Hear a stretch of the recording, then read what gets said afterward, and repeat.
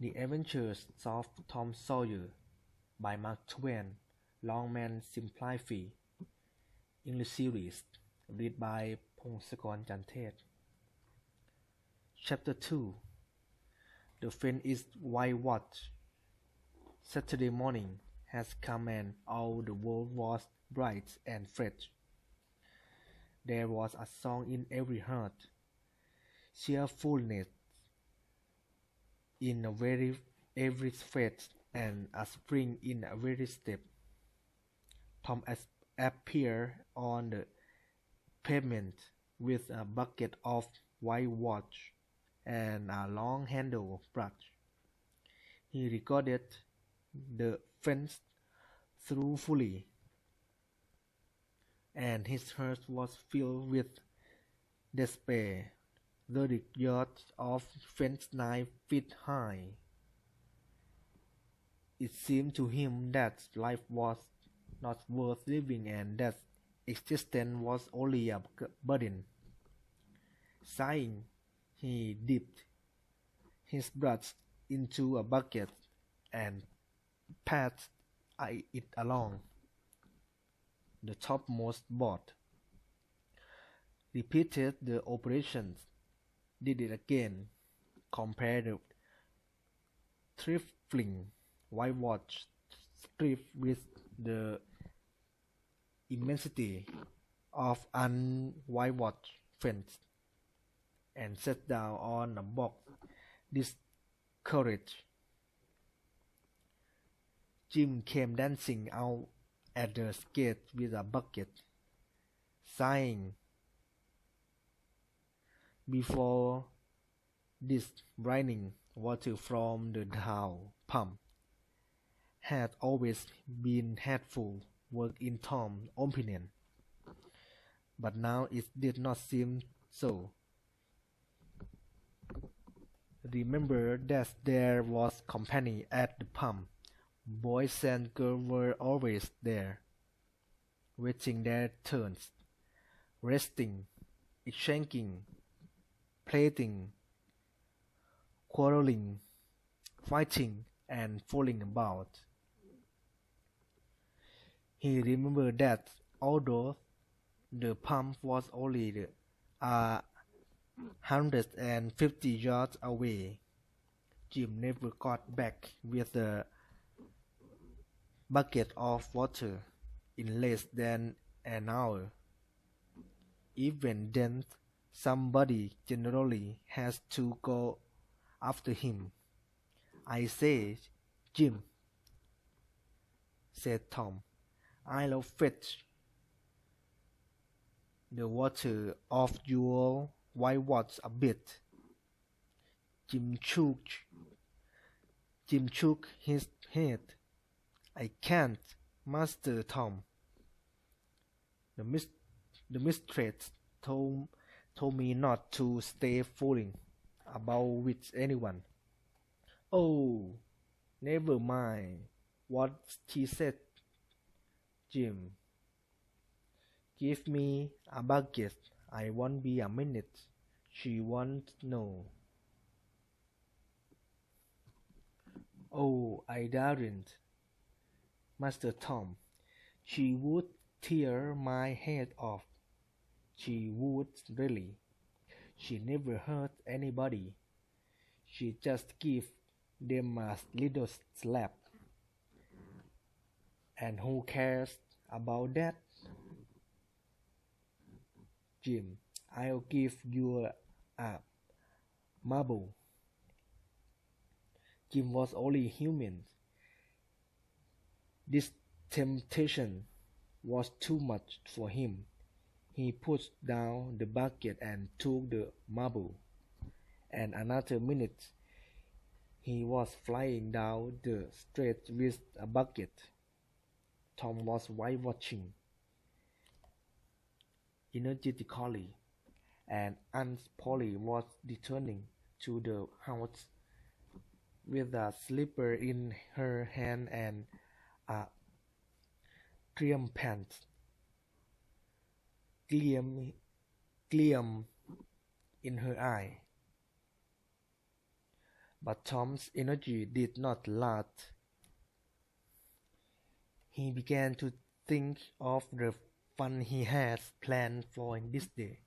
Soon, he thought the three boys would come hurrying along on a short of delightful trip, and they would laugh at him for having to work. The every thought of the burnt him like fire. He got out of examine his woodly wheel. It consisted of bits of boy, marble and rabbits, and was not enough to buy even half an hour of pure freedom. At this dark and hopeless moment, he has an idea, a glorious idea. He took the brush and went calmly to work. Presently, Ben Roger, whose mockery he has been dreading most, came in sight. In his hand there was a fire apple. Tom went on while watching and paid no attention to him. Ben stopped a moment and then said, "Hi, you are in trouble, aren't you?" There was no answer. Tom regarded his last touch with the eye of an artist. Then he gave his brush another gentle sweep and inspected the results as before. Ben came nearer. Tom's mouth watered for an apple, but he stuck to his work. "Hello, Tom," said Ben. "You have to work." "Why, it's you, Ben. I didn't notice you. I say, I am going swimming. Don't you wish you could come? But of course you'd rather work, wouldn't you?" "Of course you would." Tom eyed the boy thoughtfully. "What do you call work? Why isn't that work?" Tom filled his brush with whitewash and answered carelessly, "Well, perhaps it is, and perhaps it isn't. But it's sweet, Tom Sawyer." "What? Do you mean to say that you like it?" The brush continued to move. "Like it? Well, I don't see why I shouldn't like it. A boy doesn't get a chance every day to whitewash a fence." Ben has never thought of this before. He took a bite out of his apple. Tom swept his brush artistically to and fro. Then he stepped back to note the effect. He added a touch here and there and criticized the effect again. Ben was watching every move and getting more and more interested. "I say, Tom, let me whitewash a bit," said Ben presently.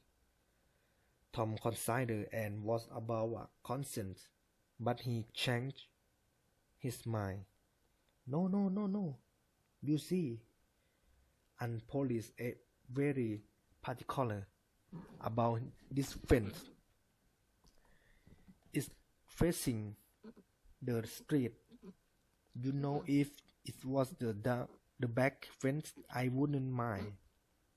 And she wouldn't. Yes, she's very particular about this fence. It must be done very carefully.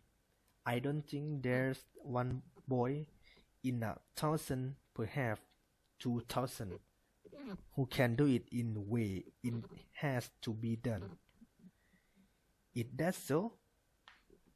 How interesting. Let me just try. Only just a little. I'd let you, if you were me, Tom. Ben would like to, really.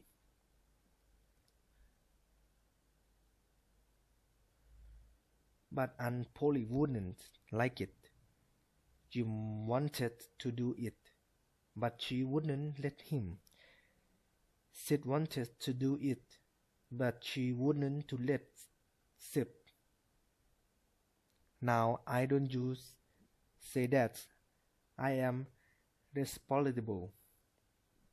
I am responsible. If you start to which was this fence, and anything went wrong. Oh, nonsense. I'll be very careful.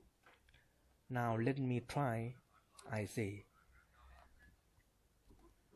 I will give you my apple when I've nearly finished it.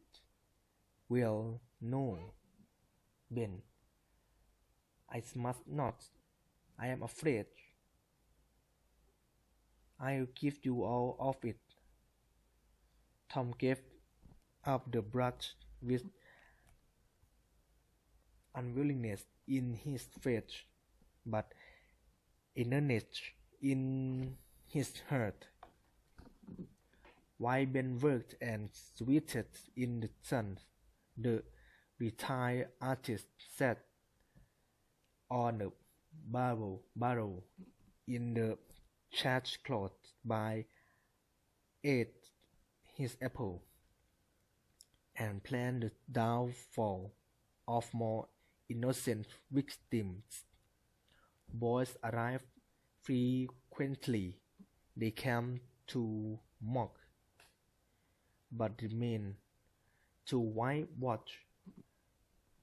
By the time Ben was tired out, Tom has promised the next chance to Billy Fisher for a kite in good repair.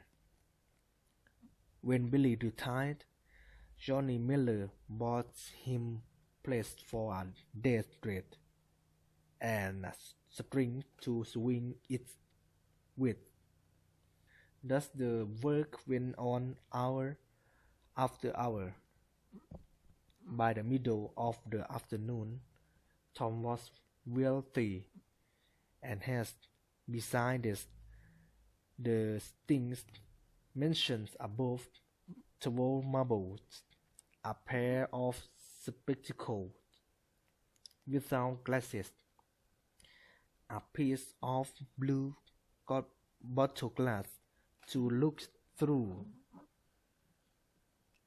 a key that would not unlock anything, a piece of chalk, a tin soldier, 2 tiny frogs, a little cat with only one eye, a brass door handle, a dog collar, the handle of the knife, and an old window frame. He has a nice idle time and plenty of company, and the fence has 3 coats of whitewash on it. If he has not run short of firewood, he would have stripped every boy in the village of his proudest possessions. Tom said to himself that life was worth living after all. He has discovered, without knowing it, this great law of human actions. In order to make a man or a boy